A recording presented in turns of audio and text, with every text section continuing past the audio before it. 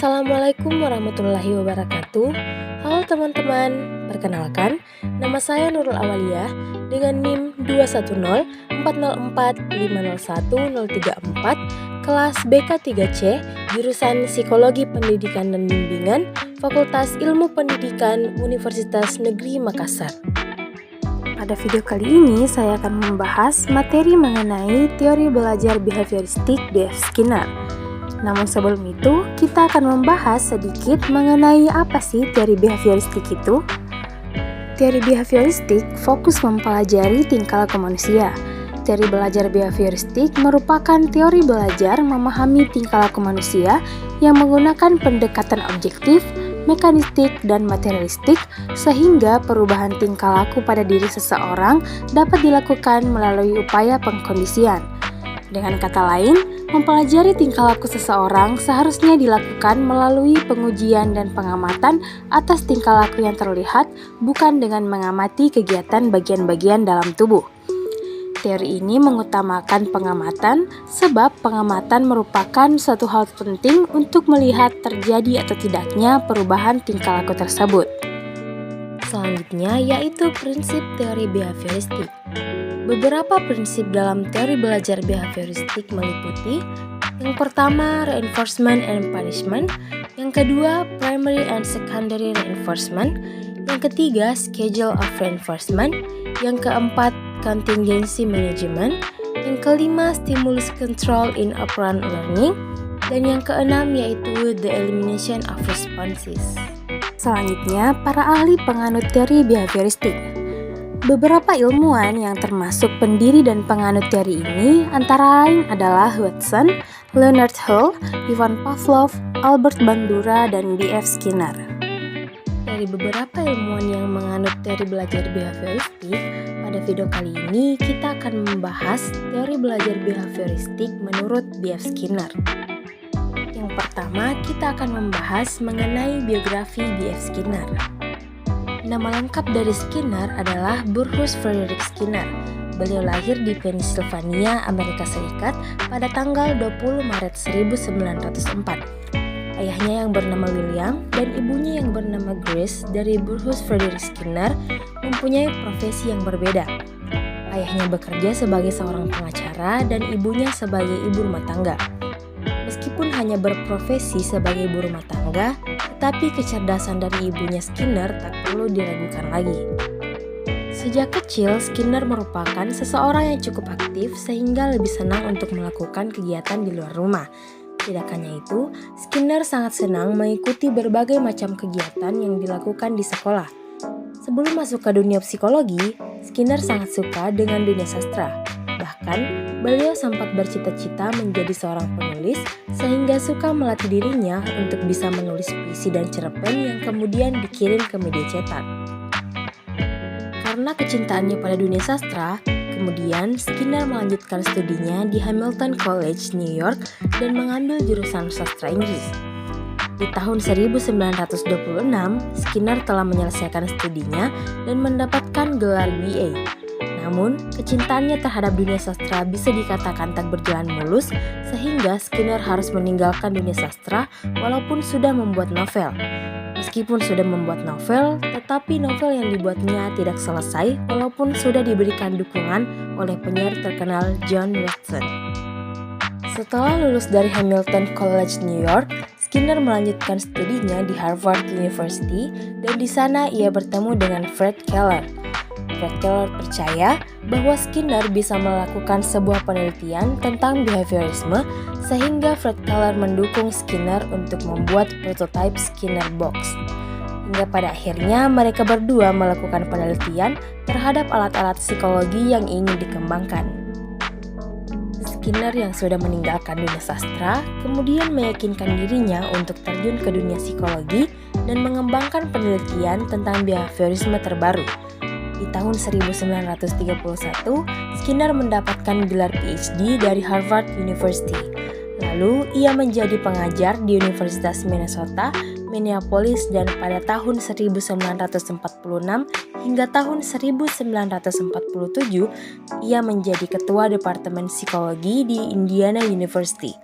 Di tahun 1948, beliau kembali ke Harvard University dan diangkat menjadi profesor tetap.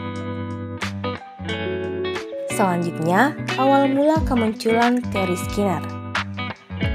Pada dasarnya, teori pengkondisian operan atau operant conditioning yang dikembangkan oleh Burrhus Frederick Skinner bermula dari pemikiran A.L. Thorndike di tahun 1911. Thorndike memunculkan teori ini setelah kemunculan teori classical conditioning yang disampaikan oleh Pavlov. Kemudian, Thorndike untuk meyakinkan teori temuannya, maka ia melakukan penelitian atau percobaan pada binatang. Binatang yang dijadikan bahan uji coba diletakkan di sebuah kotak teka-teki dan setelah beberapa kali percobaan, ternyata binatang bisa keluar dari kotak teka-teki dengan cepat. Dari beberapa kali percobaan itulah, Thorndike mengungkapkan sebuah hipotesis, yaitu apabila suatu respon berakibat menyenangkan, kemungkinan besar menciptakan respon lain yang sama. Hipotesis ini sudah dikenal dengan istilah hukum akibat atau law of effect. Setelah Thorndike sukses dengan penemuan teorinya, maka Skinner mulai mengembangkan teori yang telah diungkapkan oleh Thorndike. Skinner mengembangkan teori pengkondisian operan atau operant conditioning dengan memberikan penguatan ke dalam hukum akibat.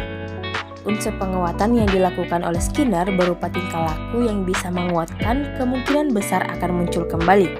Sementara itu, tingkah laku yang tidak bisa menguatkan kemungkinan besar akan terhapus atau menghilang. Selanjutnya, kita akan membahas teori belajar Skinner. B.F. Skinner percaya bahwa suatu perubahan tingkah laku seseorang akan ada konsekuensinya. Selain itu, Skinner juga yakin bahwa setiap orang pasti akan belajar demi meningkatkan atau menguatkan tingkah lakunya agar tidak mendapatkan ganjaran yang buruk. Pada teori pengkondisian operan, tingkah laku seseorang bisa dilakukan berulang kali atau bahkan bisa saja menghilang skema itu tergantung dari keinginan dari orang tersebut.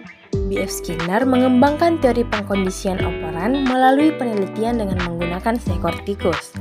Tikus yang dijadikan bahan penelitian dan percobaan itu diletakkan di dalam sebuah peti yang dinamakan Skinner Box atau kotak Skinner. Kotak Skinner ini terdiri dari dua macam komponen utama, yaitu manipulandum dan alat pemberi reinforcement. Pada dasarnya, kedua komponen utama itu sangat berkaitan, sehingga bisa menciptakan kotak Skinner yang ideal. Manipulandum adalah suatu komponen yang bisa dimanipulasi, serta setiap gerakannya sangat berkaitan dengan reinforcement. Komponen-komponen yang ada di Skinner Box berupa tombol, pengungkit, dan jeruji.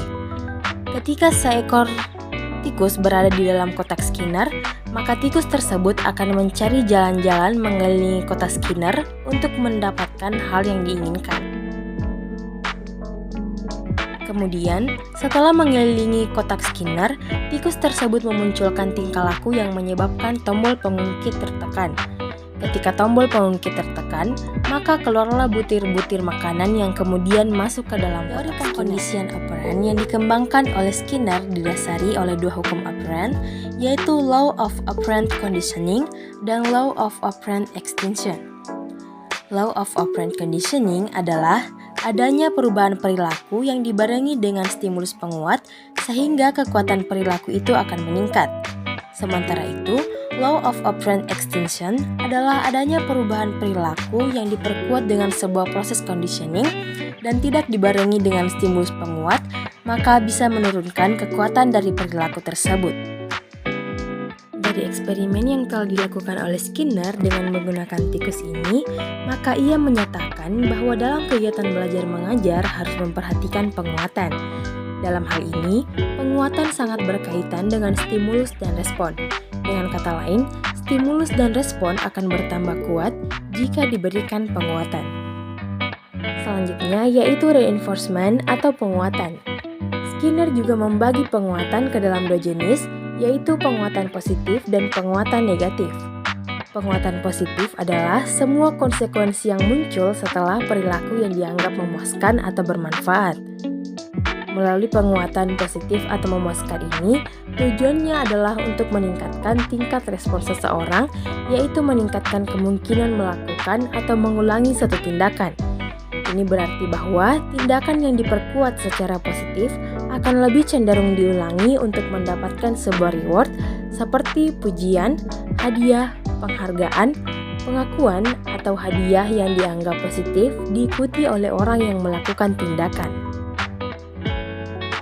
Bertentangan dengan apa yang diyakini secara umum, penguatan negatif tidak terdiri dari pemberian hukuman atau rangsangan permusuhan kepada orang tersebut, tapi sebaliknya, penggunaan penguatan negatif berupaya untuk meningkatkan tingkat respons ini. Satu cara untuk mengingat perbedaan antara penguatan positif dan negatif adalah dalam penguatan positif ada sesuatu yang ditambahkan atau diperoleh, sedangkan dalam penguatan negatif ada sesuatu yang dikurangi atau dihilangkan. Sangat mudah untuk mengacaukan penguatan negatif dengan hukuman atau punishment. Selanjutnya, kita masuk pada kelebihan dan kekurangan teori Skinner. Kelebihan dari teori pengkondisian operan atau operant conditioning yang telah dikembangkan oleh Skinner terletak pada pendidik atau guru yang lebih diarahkan untuk mengapresiasi dan menghargai setiap peserta didiknya. Adanya perilaku menghargai ini dapat dilihat dengan dihilangkannya sistem hukuman. Selain itu, kelebihan dari teori Skinner berupa adanya pembentukan lingkungan yang baik dan nyaman sehingga meminimalisir terjadinya kesalahan. Seperti yang kita tahu bahwa teori yang dikembangkan Skinner ini terdapat penguatan yang dimana penguatan itu ternyata bisa dijadikan sebagai motivasi bagi para murid dan para guru untuk berperilaku yang benar yang sesuai dengan keinginannya. Lalu, di balik kelebihan dari teori pengkondisian operan, terdapat beberapa kekurangan dari teori ini, yaitu yang pertama, tidak adanya hukuman. Kekurangan pertama dari teori Skinner adalah tidak adanya hukuman yang diberikan kepada siswa yang melakukan kesalahan. Tidak adanya hukuman ini bisa membuat siswa menjadi kurang memahami apa arti kedisiplinan. Hal seperti itu bisa menjadi penghambat dalam kegiatan pembelajaran. Yang kedua yaitu penggunaan hukuman yang salah. Kekurangan yang kedua dari teori Skinner adalah penggunaan hukuman yang salah. Dalam hal ini, hukuman bukanlah suatu cara untuk mendisiplinkan siswa. Menurut Skinner, hukuman yang baik adalah hukuman yang dapat dirasakan oleh murid atas konsekuensi dari perbuatannya. Selanjutnya, cara menerapkan teori operant conditioning dalam kegiatan belajar mengajar. Pada dasarnya, setiap teori belajar pasti sangat berhubungan dengan kegiatan pembelajaran. Namun, setiap teori belajar pasti memiliki kelebihan dan kekurangannya masing-masing, sehingga bagi para guru sebaiknya menentukan teori belajar yang benar-benar sesuai dengan karakteristik para siswanya. Skinner pun mengakui bahwa teori yang dikembangkannya masih memiliki beberapa kekurangan. Meskipun masih memiliki beberapa kekurangan, tetapi teori pengkondisian operan ini masih bisa diterapkan dalam kegiatan pembelajaran. Berdasarkan teori pengkondisian operan, Skinner menekankan bahwa teori ini bisa digunakan untuk membangkitkan respon peserta didik dalam bentuk tingkah laku. Terjadinya proses perubahan tingkah laku dinamakan respon belajar atau operant learning. Sedangkan, operant conditioning digunakan untuk melihat suatu respon belajar yang dapat dikendalikan yang dibarengi dengan tingkah laku dan stimulus. Jadi, secara sederhana, pengaplikasian teori pengkondisian operan terhadap kegiatan belajar mengajar, terutama dalam pembentukan tingkah laku, terdiri dari beberapa cara. Di antaranya, yang pertama, buatlah tujuan pembelajaran yang jelas agar bisa merancang atau membuat strategi yang efektif dan efisien. Alangkah baiknya tujuan itu dibuat secara bertahap. Yang kedua, melihat batas kemampuan siswa dan menentukannya. Apabila sudah mengetahui dan memahami batas kemampuan murid, maka guru bisa mengembangkan kemampuan murid sesuai dengan batas kemampuannya. Dan yang ketiga, memberikan penilaian terhadap respon yang telah diberikan oleh murid, serta melihat apakah sudah ada kemajuan pada murid. Yang keempat, setiap metode pembelajaran harus berdasarkan hasil evaluasi dari kemajuan yang telah dicapai oleh murid. Yang kelima, alangkah baiknya menggunakan penguatan positif supaya murid ingin melakukan hal yang sama lagi. Yang keenam, mengadakan program remedial supaya tujuan pembelajaran dapat tercapai. Dan yang terakhir, sebaiknya guru lebih berperan dalam mengembangkan dan membentuk tingkah laku murid. Dalam belajar, yang penting adalah input yang berupa stimulus dan output yang berupa respon. Stimulus adalah apa saja yang diberikan guru kepada siswa, sedangkan respon berupa reaksi atau tanggapan siswa terhadap stimulus yang diberikan oleh guru tersebut. Proses yang terjadi antara stimulus dan respon tidak penting untuk diperhatikan karena tidak dapat diamati dan tidak dapat diukur. Yang dapat diamati adalah stimulus dan respon. Oleh karena itu, apa yang diberikan oleh guru sebagai stimulus dan apa yang diterima oleh siswa sebagai respon harus dapat diamati dan diukur. Teori ini mengutamakan pengukuran, sebab pengukuran merupakan suatu hal penting untuk melihat terjadi atau tidaknya perubahan tingkah laku tersebut. Menurut aliran behavioristik, belajar pada hakikatnya adalah pembentukan asosiasi antara kesan yang ditangkap panca indera dengan kecenderungan untuk bertindak atau hubungan antara stimulus dan respon. Oleh karena itu, teori ini juga dinamakan teori stimulus respon. Selanjutnya, saya akan menampilkan video pengimplementasian teori belajar behavioristik B.F. Skinner, yaitu operant conditioning.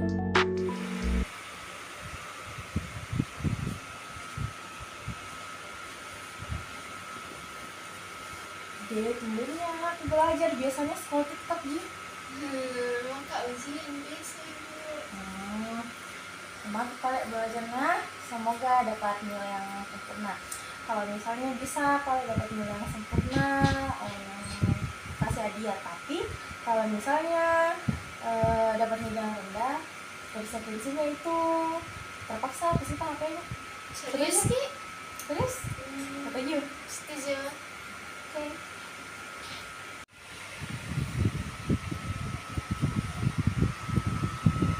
Assalamualaikum. Salam. Ibu coba lihat ini. Ih, tahu mana dapat nilai sempurna. Deh, nggak nyangka aku ternyata tidak sia-sia perjuanganmu untuk belajar selama ini. Mana hadiahku? Oh ya, tunggu.